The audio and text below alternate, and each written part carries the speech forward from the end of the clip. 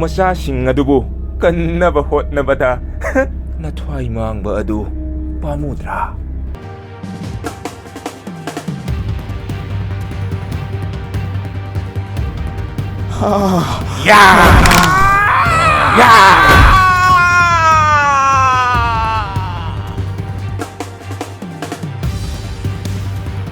ꯅꯪꯒꯤ ꯃꯈꯨꯠꯇ ꯁꯣꯏꯗꯅ ꯁꯤꯕ ꯇꯥꯔꯦ. ꯑꯩꯕꯨ ꯑꯃꯨꯛꯇ ꯀꯟꯕꯤꯌꯣ. ꯄꯥꯟꯊꯣꯏꯕ!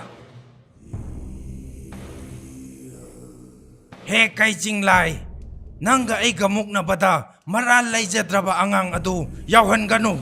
ꯑꯉꯥꯡ ꯑꯗꯨ ꯍꯧꯖꯤꯛꯃꯛ ꯊꯥꯗꯣꯛꯎ.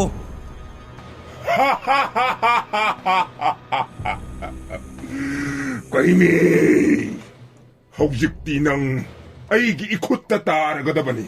ꯑꯩꯒꯤ 이ꯈꯨꯠ ꯆꯜꯂꯕ ꯅꯪꯗꯤ ꯑꯩꯅ ꯍꯥꯏꯕ ꯏꯜꯂꯨ. ꯍꯧꯖꯤꯛꯇꯤ ꯅꯪ ꯑꯩꯒꯤ 이뚱 이ꯜꯂꯛꯀꯅꯨ. ꯑꯩꯒꯤ 이뚱 이ꯜꯂꯛꯄꯒꯤ ꯃꯍꯨꯠꯇ ꯍꯌꯦꯡ ꯅꯣꯡꯉꯥꯜꯂꯒ ꯑꯩꯒꯤ ꯁꯨꯔꯨꯡꯗ ꯂꯥꯛꯇꯨꯅ ꯑꯩꯉꯣꯟꯗ ꯆꯪꯖꯔꯨ ꯂꯥꯎ.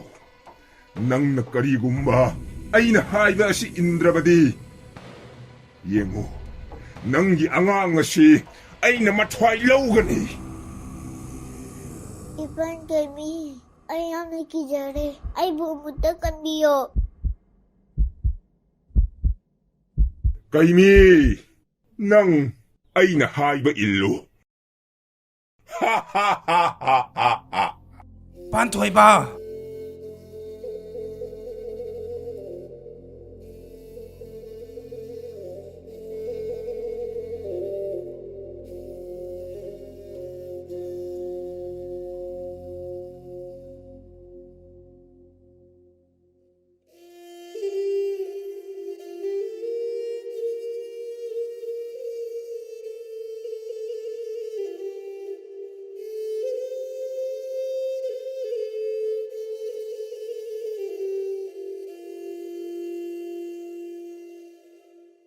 ꯀꯩꯃꯤ, ꯑꯩ ꯅꯪꯒꯤ ꯑꯋꯥꯕꯗꯨ ꯈꯪꯏ.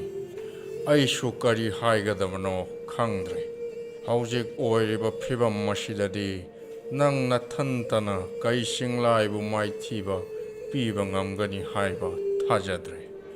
ꯑꯗꯨꯕꯨ ꯅꯍꯥꯛꯅ ꯂꯝꯕꯤ ꯑꯃ ꯊꯤꯗꯨꯅ ꯑꯊꯨꯕ ꯃꯇꯝꯗ ꯀꯩꯆꯤꯡꯂꯥꯏꯕꯨ ꯃꯥꯏꯊꯤꯕ ꯄꯤꯍꯧꯗ꯭ꯔꯕꯗꯤ ꯑꯉꯥꯡ ꯅꯨꯄꯥ ꯃꯆꯥ ꯑꯗꯨꯒꯤ ꯊꯋꯥꯏ ꯁꯣꯏꯗꯅ ꯃꯥꯡꯂꯒꯅꯤ.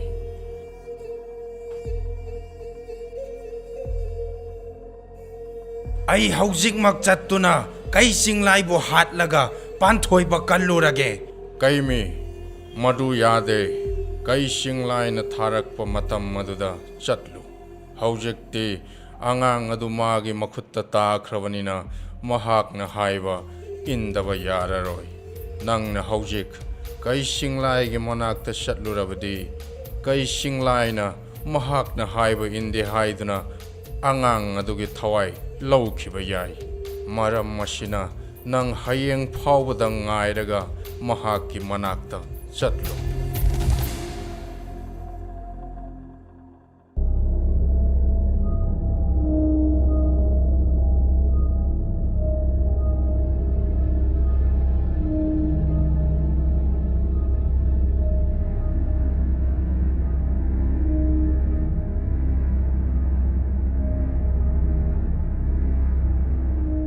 ꯑꯩꯕꯨ ꯊꯥꯗꯣꯛꯑꯣ.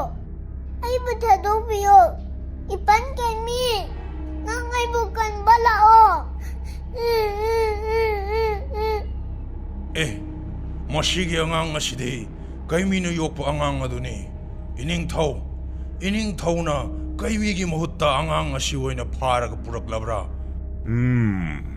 ꯀꯩꯃꯤꯕꯨ ꯃꯐꯝ ꯑꯁꯤꯗ ꯃꯈꯣꯡꯅ ꯊꯣꯡꯅ ꯂꯥꯛꯅꯕ ꯑꯩꯅ ꯃꯥꯒꯤ ꯑꯉꯥꯡ ꯑꯁꯤꯕꯨ ꯐꯥꯔꯒ ꯄꯨꯔꯛꯄꯅꯤ.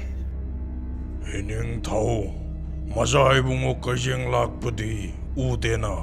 이닝ꯊꯧꯅ ꯃꯆꯥ ꯏꯕꯨꯡꯉꯣꯕꯨ ꯊꯤꯕ ꯐꯪꯂꯛꯇ꯭ꯔꯕ꯭ꯔꯥ? ꯀꯩꯖꯦꯡ ꯂꯥꯛꯄ ꯑꯩꯒꯤ ꯈꯨꯠꯇ ꯃꯊ꯭ꯋꯥꯏ ꯊꯥꯈ꯭ꯔꯦ. 이닝ꯊꯧ, ꯇꯥꯛꯄꯤꯔꯤꯕ ꯋꯥꯐꯝ ꯑꯗꯨꯕꯨ ꯀꯔꯤ ꯋꯥꯐꯝꯅꯣ? ꯃꯆꯥ 이붕ꯉꯣ ꯀꯩꯖꯦꯡ ꯂꯥꯛꯄꯕꯨ ꯀꯝꯗꯧꯅ 이닝ꯊꯧꯒꯤ ꯈꯨꯠꯇ ꯊꯋꯥꯏ ꯊꯥꯈ꯭ꯔꯤꯕꯅꯣ? ꯑꯩꯒꯤ ꯌꯦꯛꯅꯕ ꯀꯩꯃꯤꯅ ꯌꯣꯛꯄ ꯃꯁꯤꯒꯤ ꯐꯠꯇ꯭ꯔꯕ ꯑꯉꯥꯡ ꯑꯁꯤꯕꯨ ꯀꯟꯅꯕ ꯍꯣꯠꯅꯕꯗ ꯑꯩꯒꯤ ꯏꯆꯥꯅꯨꯄꯥ ꯀꯩꯖꯦꯡ ꯂꯥꯛꯄꯅ ꯑꯩꯒꯤ ꯇꯥꯒꯤ ꯃꯃꯥꯡꯗ ꯆꯣꯡꯁꯤꯜꯂꯛꯇꯨꯅ ꯃꯥꯒꯤ ꯃꯊ꯭ꯋꯥꯏ ꯑꯗꯨ ꯊꯥꯈꯤꯕꯅꯤ꯫ ꯀꯩꯃꯨ, ꯃꯁꯤꯒꯤ ꯐꯠꯇ꯭ꯔꯕ ꯑꯉꯥꯡ ꯑꯁꯤ ꯑꯩꯒꯤ ꯁꯨꯔꯨꯡ ꯃꯅꯨꯡꯒꯤ ꯑꯔꯣꯏꯕ ꯁꯔꯨꯛꯇ ꯄꯨꯁꯤꯜꯂꯨ, ꯑꯗꯨꯒ ꯃꯈꯣꯡ ꯃꯈꯨꯠ ꯑꯅꯤꯃꯛ ꯄꯨꯟꯁꯤꯜꯂꯒ ꯃꯩꯒꯤ ꯇꯨꯔꯦꯟ ꯃꯊꯛꯇ ꯊꯧꯔꯤꯗ ꯌꯥꯟꯗꯨꯅ ꯊꯝꯃꯨ꯫ ꯆꯠꯂꯣ ꯀꯩꯃꯨ, ꯀꯩꯃꯤ ꯂꯥꯛꯇ꯭ꯔꯤ ꯐꯥꯎꯕ ꯃꯐꯝ ꯑꯗꯨꯗ ꯊꯝꯃꯨ꯫ ꯆꯠꯂꯣ꯫ ꯍꯦ ꯀꯩꯆꯤꯡꯂꯥꯏ, ꯅꯪꯅ ꯑꯩꯒꯤ ꯏꯌꯥꯝꯕ ꯏꯃꯥ ꯏꯄꯥ ꯂꯣꯏꯅ ꯍꯥꯠꯈꯤꯕꯅꯤ꯫ ꯅꯪ ꯏꯄꯟ ꯀꯩꯃꯤ ꯂꯥꯛꯈꯤꯁꯅꯨ, ꯈꯪꯒꯅꯤ꯫ ꯑꯉꯥꯡ ꯃꯆꯥ, ꯅꯪꯁꯨ ꯁꯤꯔꯝꯗꯥꯏꯒꯤ ꯆꯣꯏꯔꯣꯟ ꯂꯣꯟꯕ ꯍꯧꯔꯦꯗꯅ꯫ ꯀꯩꯃꯨ, ꯃꯁꯤꯒꯤ ꯐꯠꯇ꯭ꯔꯕ ꯑꯉꯥꯡ ꯑꯁꯤ ꯃꯈꯣꯡ ꯃꯈꯨꯠ ꯑꯅꯤꯃꯛ ꯄꯨꯟꯁꯤꯜꯂꯒ ꯃꯩꯒꯤ ꯇꯨꯔꯦꯟ ꯃꯊꯛꯇ ꯍꯧꯖꯤꯛꯃꯛ ꯌꯥꯟꯗꯨꯅ ꯊꯝꯂꯨꯆꯣ꯫ ꯆꯠꯂꯣ꯫ ꯐꯒꯅꯤ ꯅꯤꯡꯊꯧ꯫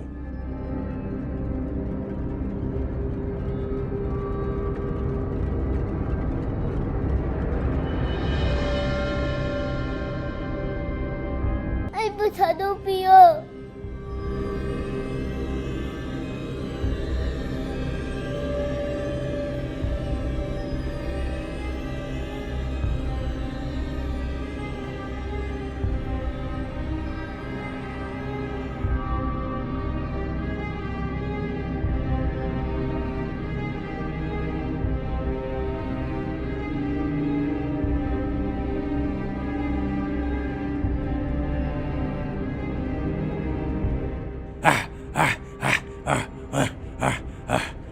Ya! Ya! Ya!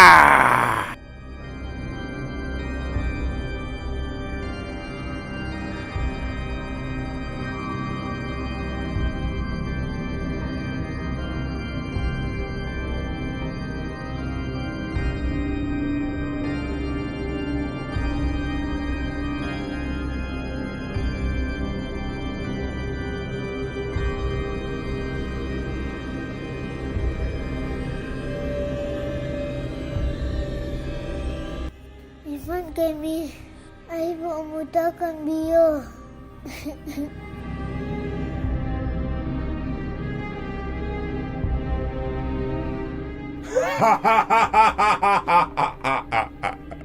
ꯑꯉꯥꯡ ꯃꯆꯥ, ꯅꯪꯅ ꯍꯧꯖꯤꯛ ꯂꯩꯔꯤꯕ ꯐꯤꯕꯝ ꯑꯁꯤꯗ ꯀꯩꯃꯤꯅ ꯀꯌꯥꯝ ꯀꯨꯏꯅ ꯈꯥꯡꯗꯨꯅ ꯂꯩꯕ ꯉꯝꯒꯅꯤ ꯍꯥꯏꯕꯒꯦ? ꯀꯩꯃꯨ, ꯅꯈꯣꯏ ꯑꯅꯤꯅ ꯁꯨꯔꯨꯡꯒꯤ ꯊꯣꯡꯖꯤꯟꯗ ꯂꯦꯞꯂꯒ ꯀꯩꯃꯤ ꯂꯥꯛꯄ꯭ꯔ ꯉꯥꯏꯔꯨꯆꯣ꯫ ꯆꯠꯂꯣ꯫ ꯉꯁꯤꯗꯤ ꯀꯩꯃꯤꯒꯤ ꯑꯔꯣꯏꯕ ꯅꯨꯃꯤꯠ ꯑꯣꯏꯔꯒꯗꯕꯅꯤ꯫ ꯀꯔꯤꯒꯨꯝꯕ ꯍꯟꯗꯛꯀ ꯅꯈꯣꯏ ꯑꯅꯤꯅ ꯀꯩꯃꯤꯒꯤ ꯃꯈꯨꯠꯇ ꯃꯥꯏꯊꯤꯕ ꯅꯪꯂꯕꯗꯤ ꯅꯈꯣꯏ ꯑꯅꯤꯒꯤ ꯅꯊ꯭ꯋꯥꯏ ꯑꯗꯨ ꯑꯩꯅ ꯂꯧꯒꯅꯤ꯫ ꯉꯁꯤ ꯍꯥꯏꯕ ꯅꯨꯃꯤꯠ ꯑꯁꯤꯅ ꯅꯈꯣꯏ ꯑꯅꯤꯒꯤ ꯑꯔꯣꯏꯕ ꯅꯨꯃꯤꯠ ꯑꯣꯏꯍꯟꯒꯅꯤ꯫ ꯆꯠꯂꯣ꯫ ꯅꯈꯣꯏ ꯑꯅꯤ ꯆꯪꯗꯨꯅ ꯀꯩꯃꯤꯕꯨ ꯃꯥꯏꯊꯤꯕ ꯄꯤꯌꯨ꯫ ꯐꯒꯅꯤ ꯅꯤꯡꯊꯧ꯫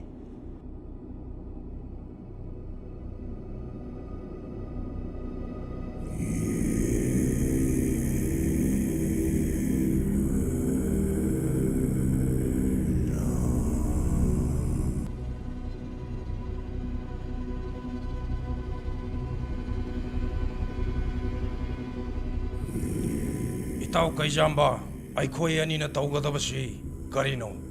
ꯀꯩꯃꯤꯕꯨ ꯊꯦꯡꯅꯕꯗꯤ ꯑꯩꯈꯣꯏ ꯑꯅꯤꯒꯤ ꯏꯇꯤꯛ ꯅꯠꯇ꯭ꯔꯦ꯫ ꯀꯔꯤꯒꯨꯝꯕ ꯀꯩꯃꯤꯒꯤ ꯈꯨꯠꯇ ꯑꯩꯈꯣꯏ ꯑꯅꯤꯅ ꯃꯥꯏꯊꯤꯕ ꯅꯪꯂꯕꯗꯤ ꯑꯩꯈꯣꯏ ꯑꯅꯤꯁꯨ ꯀꯩꯂꯥꯛꯄꯅ ꯂꯦꯝꯅ ꯊꯥꯔꯔꯣꯏ꯫ ꯃꯔꯨꯞ ꯀꯩꯃꯨ, ꯑꯣꯏꯅꯤꯡꯕꯇ ꯑꯣꯏꯔꯁꯅꯨ, ꯉꯁꯤ ꯍꯥꯏꯕ ꯅꯨꯃꯤꯠ ꯑꯁꯤꯗꯒꯤ ꯑꯩꯈꯣꯏ ꯑꯅꯤ ꯀꯩꯂꯥꯛꯄꯒꯤ ꯊꯕꯛ ꯇꯧꯕ ꯇꯣꯛꯂꯁꯤ꯫ ꯀꯩꯃꯤꯒꯤ ꯈꯨꯠꯇ ꯏꯅꯤꯡꯊꯧ ꯀꯩꯂꯥꯛꯄ ꯁꯣꯏꯗꯅ ꯃꯥꯏꯊꯤꯕ ꯅꯪꯂꯒꯗꯕꯅꯤ꯫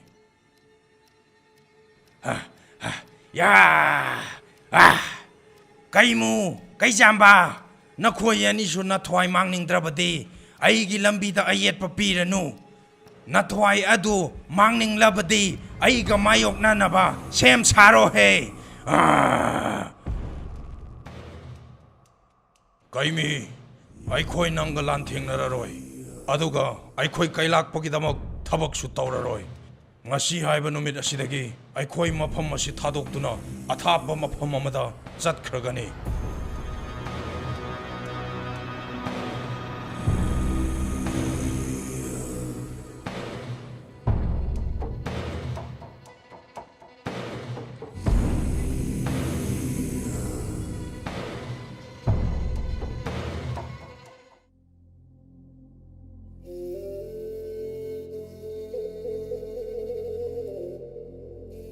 kaimena phanakan hotna duna sho mana hana pairamba kaising laige manauna shorareni paibungogi shraptagi on khibata du yaudanadi kaising laibu maithiba piba wana thokani ai hojek singkhobagi manakta chattuna singkhobada kaimigi mateng taunaba hairurage Singkhubadi kai singlai ge manak tagi thap tok na lai khrabani phare ai hojek maksat lage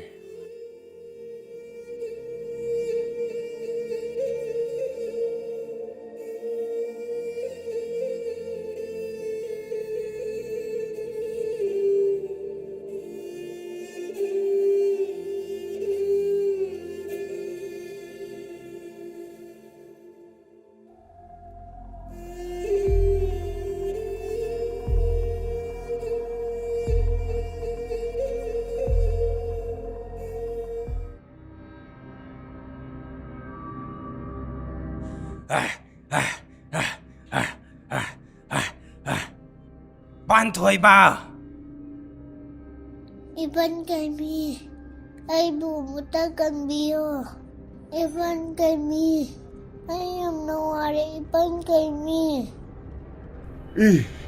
kanana 시달락니 시디 오 까이미 하하하하 까이미 năng 오이래 아이나 낭기 나낙다 낭부 티바 락드링아이다 낭나 오이나 나사나 나콩나 통나 락바 얌나 파레 하하하 kai singlai nang hojik mak banthoi babu thado o natrabadi nanggi hingpham leiraroi 이야 까이미 아잉온다 짱자게디 하이드라다나 까리기 나코 뽕나 아깐나링 사리 낭 호기막 아이기 팜다 짱자우 마두 나트라바디 예งู앙앙 시부 뿔리바 타우리야시 호기막 아이나 깍탈라가니 kai singlai nang madu tawganu nang na aiga mukna bada maral leijadraba angang adu yauhan ganu angang adu thado o 까이미 아이기 예약나바 오이라바디 앙앙 하이바 레이테 붐나막 아이기 예약나바니 붐나막 아이나 옷기 마빠이금 망한가니 이야 야 이야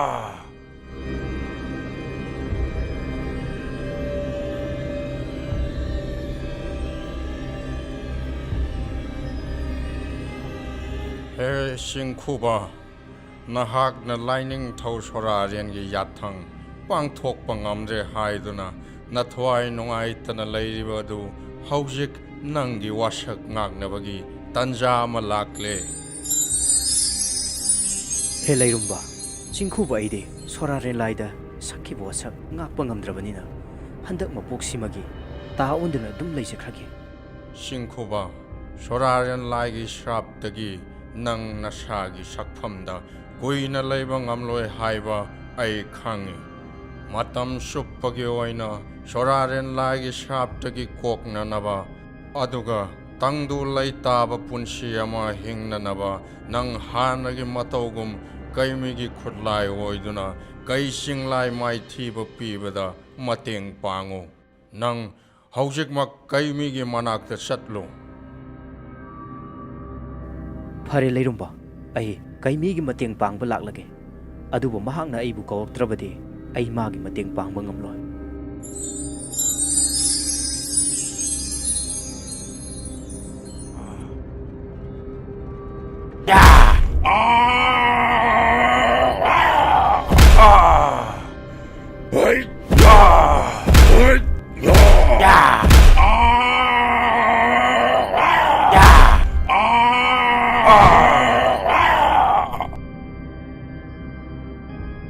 Kaimi, Laija Lembi Mama Mashana, Nangonda Shinarakiba Kutlai adu Kauro, Natrabadi, Nang Nakai Singlai Wumai Tiba Piba Ngamlaroi. Hey! Leirumba! Minai macha! Nang na hairibadu karino, ha! Nang shu, kaimiga loinana, natwayadu, lobotaredana.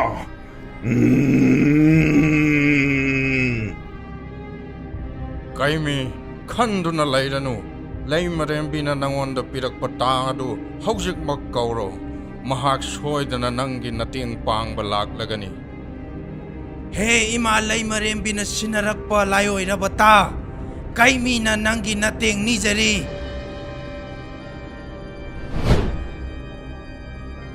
Yeah! Aina hanjin haibata yadraba.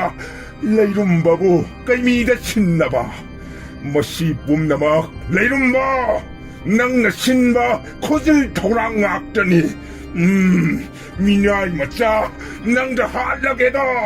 Yeah! Lairumba. Miyoy kayagi thawai lobada. Haleng ba laitraba. Nangbu ay na lem na kaktakraroy. Yeah! Kaimi!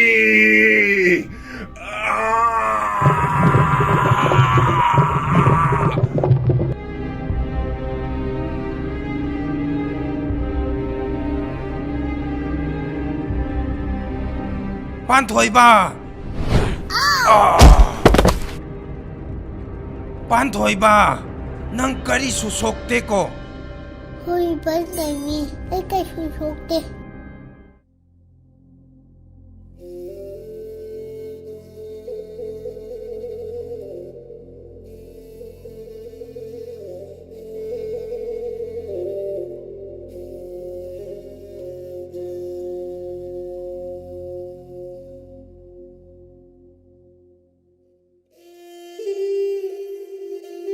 Is aadigi athapa mafamsida mai hogduna chaklibasibu kai singlai surungdu natrane mane maibul oina hogduna mai chaklibase kai singlai surungni hausikti kaimina kai singlai bu soidana maithiba piramlagani he lining thau soraren ipai bungo nahaki thaujalbu nacha singna 한진 타gatchari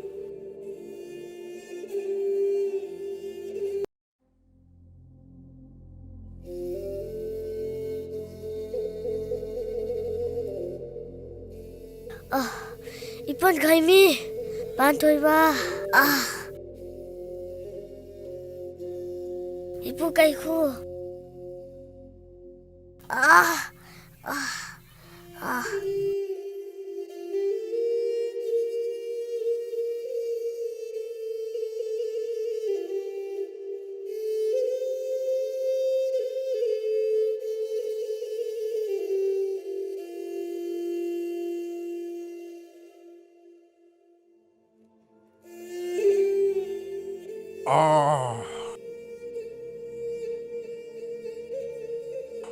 Kaimi, Lairumba. Lairumba.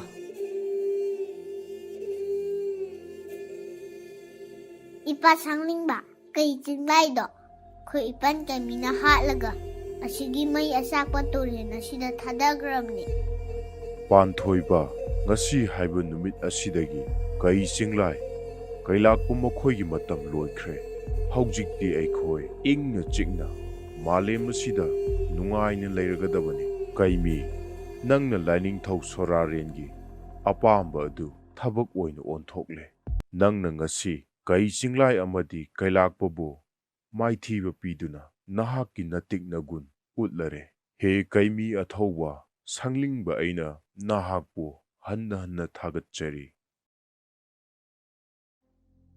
ꯏꯄꯥ ꯁꯪꯂꯤꯡꯕ ꯀꯩꯂꯥꯛꯄ ꯑꯃꯗꯤ ꯀꯩ ꯆꯤꯡꯂꯥꯏꯒꯤ ꯃꯈꯨꯠꯇ ꯃꯔꯥꯜ ꯂꯩꯖꯗ꯭ꯔꯕ ꯃꯤꯑꯣꯏ ꯀꯌꯥ ꯑꯃ ꯊꯋꯥꯏ ꯊꯥꯕ ꯌꯥꯎꯈ꯭ꯔꯦ꯫ ꯃꯈꯣꯏꯁꯤꯡ ꯑꯗꯨꯒꯤ ꯃꯔꯛꯇ ꯏꯁꯤꯡ ꯆꯥꯎꯕꯁꯨ ꯌꯥꯎꯈ꯭ꯔꯦ꯫ Ipan kami, ako'y tatsaw sidi.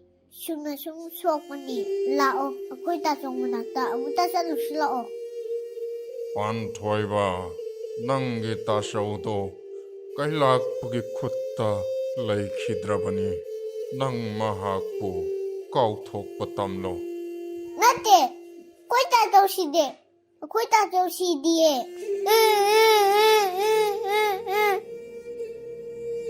ꯄꯥꯟꯊꯣꯏꯕ ꯀꯩꯃꯤ ꯅꯪ ꯄꯥꯟꯊꯣꯏꯕꯕꯨ ꯃꯄꯨꯛꯅꯤꯡ ꯐꯥꯊꯕꯤꯌꯨ꯫ ꯆꯠꯂꯣ ꯃꯍꯥꯛꯄꯨ ꯑꯃꯨꯛꯇ ꯊꯦꯝꯕꯤꯔꯨ꯫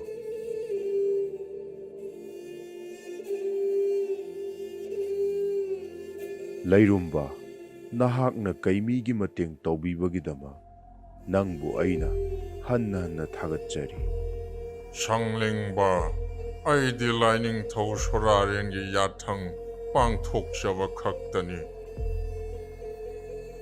ꯐꯔꯦ ꯑꯗꯨꯗꯤ ꯑꯩꯁꯨ ꯂꯥꯏꯖꯦꯂꯦꯝꯕꯤ ꯃꯃꯥ ꯃꯆꯥꯕꯨ ꯂꯧꯔꯨꯔꯒ ꯀꯩꯃꯤꯒ ꯑꯃꯨꯛꯇ ꯎꯅꯍꯜꯂꯨꯔꯒꯦ꯫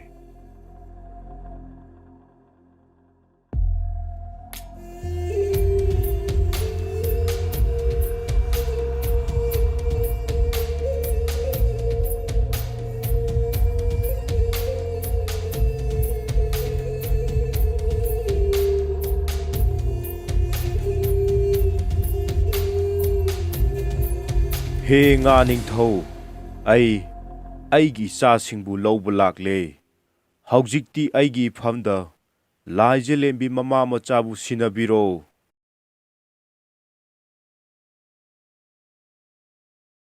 ꯏꯆꯥꯁꯥ, ꯍꯧꯖꯤꯛꯇꯤ ꯑꯩꯈꯣꯏꯅ ꯃꯥꯏ ꯄꯥꯛꯂꯦ꯫ ꯀꯩꯃꯤꯅ ꯀꯩ ꯆꯤꯡꯂꯥꯏꯕꯨ ꯃꯥꯏꯊꯤꯕ ꯄꯤꯈ꯭ꯔꯦ꯫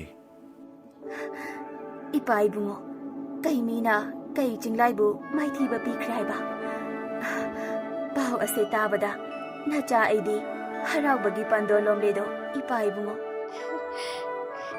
ꯂꯥꯏꯅꯤꯡꯊꯧ ꯁꯣꯔꯥꯔꯦꯟ ꯏꯄꯥ ꯏꯕꯨꯡꯉꯣꯒꯤ ꯊꯧꯖꯥꯜꯗꯒꯤ ꯉꯁꯤꯗꯤ ꯅꯆꯥꯁꯤꯡꯒꯤ ꯅꯤꯡꯕ ꯂꯣꯏꯅ ꯊꯨꯡꯖꯔꯦ꯫ ꯍꯦ ꯂꯥꯏꯅꯤꯡꯊꯧ ꯏꯄꯥ ꯏꯕꯨꯡꯉꯣ, ꯅꯆꯥꯁꯤꯡꯅ ꯏꯄꯥ ꯏꯕꯨꯡꯉꯣꯕꯨ ꯍꯟꯅ ꯍꯟꯅ ꯊꯥꯒꯠꯆꯔꯤ꯫ ꯍꯦ ꯉꯥ ꯅꯤꯡꯊꯧ, ꯅꯪꯒꯤ ꯅꯇꯦꯡꯒꯤꯗꯃꯛ ꯑꯩꯅ ꯅꯪꯕꯨ ꯊꯥꯒꯠꯄ ꯐꯣꯡꯗꯣꯛꯆꯔꯤ꯫ ꯐꯔꯦ ꯑꯗꯨꯗꯤ ꯏꯆꯥꯁꯥ, ꯑꯩꯈꯣꯏ ꯑꯃꯨꯛ ꯆꯠꯂꯁꯤ꯫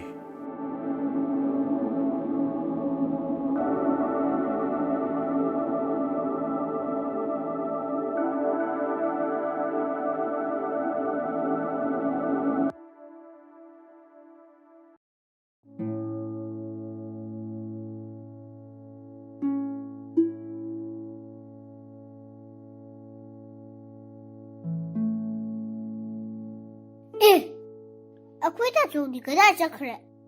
Tatsaw! Tatsaw! ꯀꯔꯤ ꯃꯇꯧꯅꯣꯅꯦ ꯇꯧꯔꯤꯁꯤꯕꯣ? ꯏꯁꯤꯡ ꯆꯥꯎꯕ! ꯏꯁꯤꯡ ꯆꯥꯎꯕ! ꯂꯩꯔꯨꯝꯕ, ꯏꯁꯤꯡ ꯆꯥꯎꯕ ꯃꯐꯝ ꯑꯁꯤꯗ ꯂꯩꯔꯝꯗ꯭ꯔꯦ꯫ Ipan kami, aina haidra. Ako'y tatsaw sidi. Masirabadi mapam asida adum taramani. Ako'y laktingayda, ako'y tatsaw do. Kadada no maswadan sa lamani. Ipan kami, lao. Ako'y tatsaw kiros lao.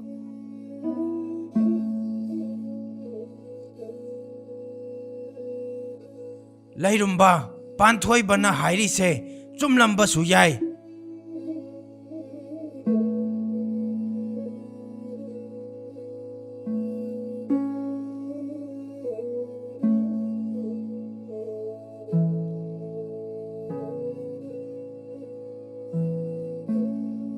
Tatsaw! Tatsaw! Ising chauba! Ising chauba! Ipan kami, adagi siya ako'y tatsaw ni. Tatsaw! Ising chauba!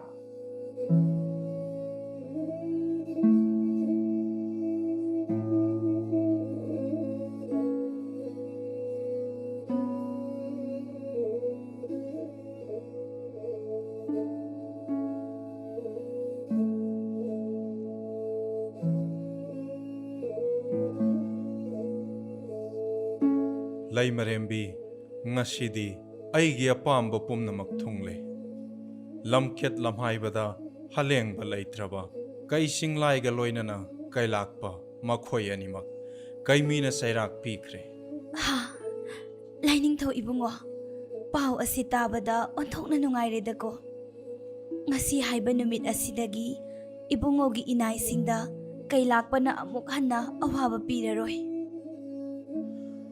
ꯑꯩ ꯍꯧꯖꯤꯛꯃꯛ ꯆꯠꯇꯨꯅ ꯀꯩꯃꯤ ꯑꯃꯗꯤ ꯃꯍꯥꯛꯀꯤ ꯈꯣꯡꯕꯨꯔꯩꯁꯤꯡꯕꯨ ꯎꯅꯗꯨꯅ ꯑꯃꯨꯛꯇ ꯄꯨꯛꯃꯦꯟ ꯄꯥꯎꯃꯤꯟꯅꯔꯨꯔꯒꯦ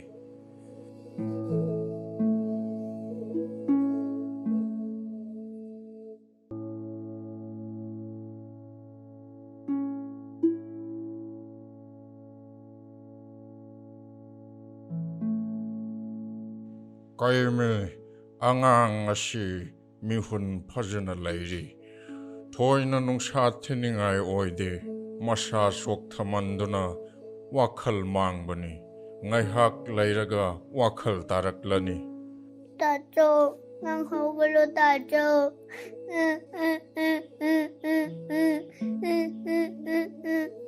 ꯄꯥꯟꯊꯣꯏꯕ ꯇꯥꯆꯧ ꯏꯄꯥꯠꯀꯩꯕꯤ ꯑꯩꯈꯣꯏ ꯇꯥꯆꯧꯁꯦ ꯍꯧꯒꯠꯂꯛꯑꯦ ꯇꯥꯆꯧ ꯇꯥꯆꯧ ꯊꯣꯏꯕ ꯇꯥꯆꯧ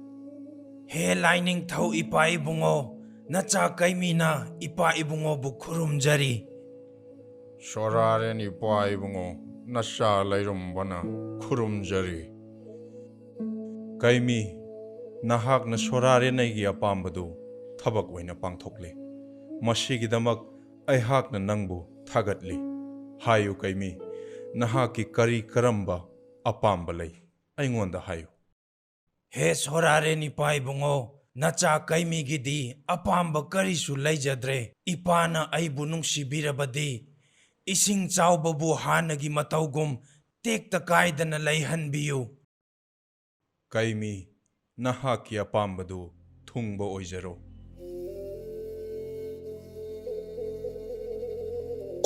ꯏꯄꯥꯠꯀꯩꯕꯤ ꯑꯩꯈꯣꯏ ꯇꯥꯆꯧ ꯅꯥꯕ ꯐꯔꯦ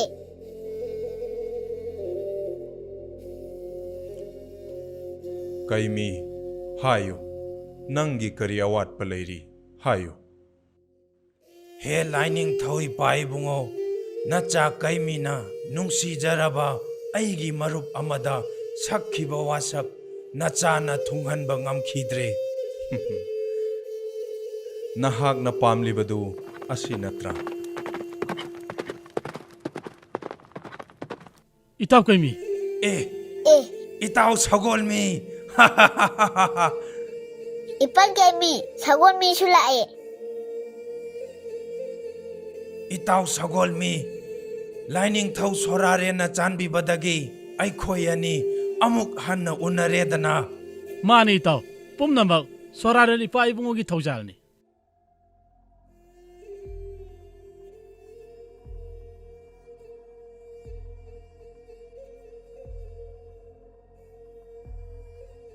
ꯀꯩꯃꯤ ꯉꯁꯤ ꯑꯩꯅ ꯅꯐꯝꯗ ꯅꯧꯅ ꯑꯃꯨꯛ ꯁꯤꯟꯅꯔꯤꯕ ꯁꯒꯣꯜꯃꯤ ꯑꯁꯤ ꯃꯍꯥꯛꯅ ꯅꯪꯒ ꯂꯣꯏꯅꯅ ꯄꯥꯡꯊꯣꯛꯀꯗꯕ ꯇꯥꯏꯕꯪ ꯁꯤꯟꯊꯥ ꯌꯥꯝꯅ ꯋꯥꯠꯂꯤ ꯃꯔꯝ ꯑꯁꯤꯅ ꯑꯩꯅ ꯃꯍꯥꯛꯄꯨ ꯅꯪꯒꯤ ꯅꯐꯝꯗ ꯑꯃꯨꯛ ꯍꯟꯅ ꯁꯤꯟꯅꯔꯕꯅꯤ ꯇꯥꯏꯕꯪꯒꯤ ꯁꯤꯟꯊꯥ ꯂꯣꯏꯈ꯭ꯔꯕ ꯃꯈꯣꯏꯁꯤꯡ ꯑꯗꯨꯗꯤ ꯑꯩꯅ ꯑꯃꯨꯛ ꯍꯟꯅ ꯇꯥꯏꯕꯪ ꯑꯁꯤꯗ ꯄꯨꯔꯛꯄ ꯉꯝꯂꯔꯣꯏ ꯀꯩꯃꯤ ꯅꯪꯗꯤ ꯁꯣꯔꯥꯔꯦꯟ ꯑꯩꯒꯤ ꯊꯧꯖꯥꯜ ꯃꯇꯝ ꯄꯨꯝꯕꯗ ꯁꯥꯒꯣꯟꯅꯔꯕꯅꯤ ꯑꯗꯨꯅ ꯅꯍꯥꯛꯅ ꯆꯨꯝꯕꯒꯤꯗꯃꯛ ꯂꯥꯟꯊꯦꯡꯅꯔꯛꯄꯗ ꯃꯇꯝ ꯆꯨꯞꯄꯗ ꯅꯃꯥꯏ ꯄꯥꯛꯄ ꯑꯣꯏꯖꯔꯣ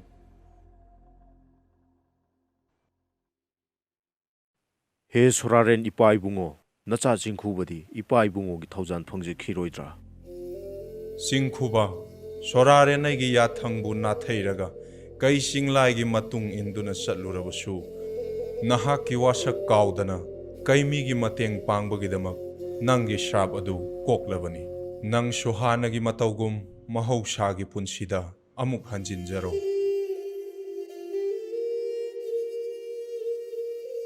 ꯂꯩꯔꯨꯝꯕ ꯅꯍꯥꯛꯀꯤ ꯊꯧꯗꯥꯡ ꯅꯍꯥꯛꯀꯤ ꯅꯊꯧꯅꯥ ꯎꯕꯗ ꯁꯣꯔꯥꯔꯦꯟ ꯑꯩ ꯄꯦꯜꯂꯦ ꯅꯍꯥꯛꯁꯨ ꯑꯌꯦꯠꯄ ꯂꯩꯇꯅ ꯅꯅꯤꯡꯇꯝꯅ ꯂꯣꯏꯕꯤ ꯆꯤꯡꯁꯥꯡ ꯅꯥꯄꯣꯝ ꯃꯁꯤꯗ ꯅꯌꯨꯝ ꯑꯣꯏꯗꯨꯅ ꯅꯅꯤꯡꯇꯝꯅ ꯄꯥꯟꯖꯔꯣ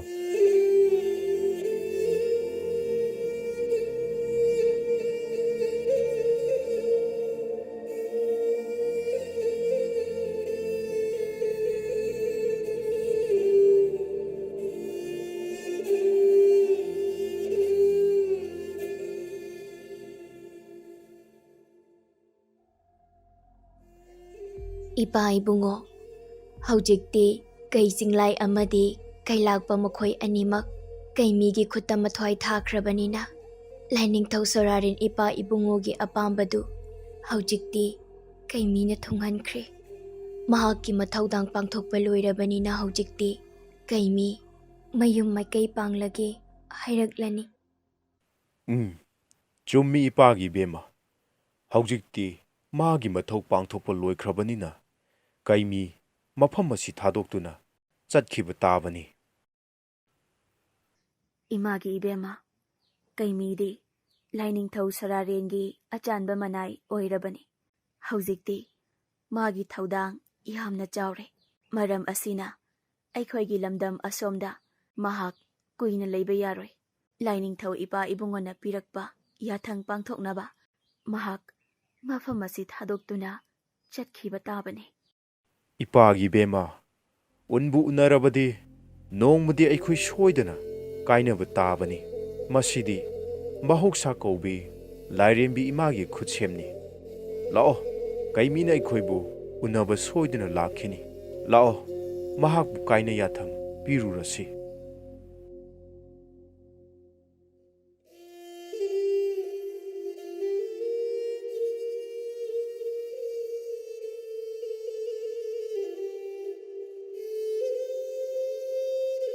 He kaimi athauba nahaki natengdagi ai ngasidi sorare laigi srap kokpa ngamba oijare nahaki nateng aina kaidonungdasu kaujaroi He Chingkhuba, kay singlaibu maithiba pibada aigi mateng pangbibagidamak nahakbu hanna thagatjari. Aihaksu nahaki tawbimal punsi chuppa kaujaroi. Phare adudi haujikti nangsu soraren laigi shraptagi naning tamba phanglabanina anauba punsi ama hauro. Aisu amuk chatnaba taurage. Iban gemi la awatagasi.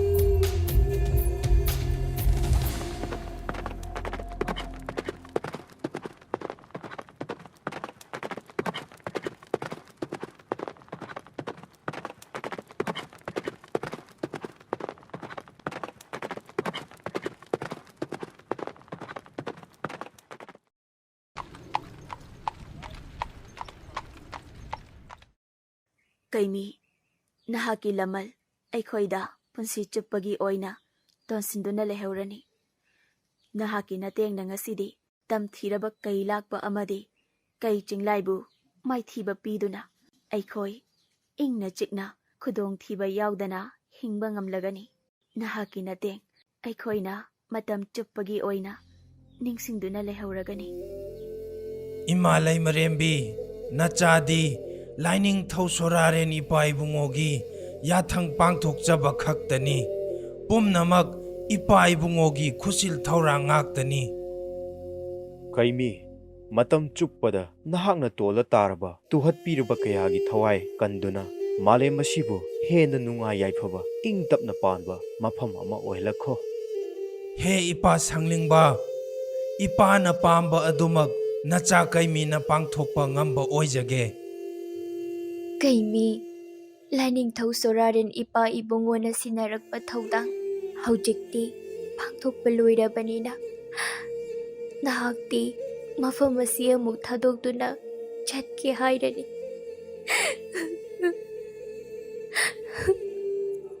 ꯂꯥꯏꯖ ꯂꯦꯝꯕꯤ ꯂꯥꯏꯅꯤꯡ ꯊꯧꯅ ꯆꯥꯟꯕꯤꯔꯕꯗꯤ ꯑꯩꯈꯣꯏ ꯑꯃꯨꯛ ꯍꯟꯅ ꯎꯅꯈꯤꯅꯤ꯫ ꯏꯃꯥ ꯂꯩꯃꯔꯦꯝꯕꯤ, ꯏꯄꯥ ꯁꯪꯂꯤꯡꯕ, ꯅꯆꯥ ꯀꯩꯃꯤ ꯑꯃꯨꯛ ꯆꯠꯆꯔꯨꯈꯤꯒꯦ꯫ ꯏꯆꯦ ꯂꯥꯏꯖ ꯂꯦꯝꯕꯤ ꯑꯩꯈꯣꯏ ꯑꯃꯨꯛ ꯆꯠꯂꯒꯦ꯫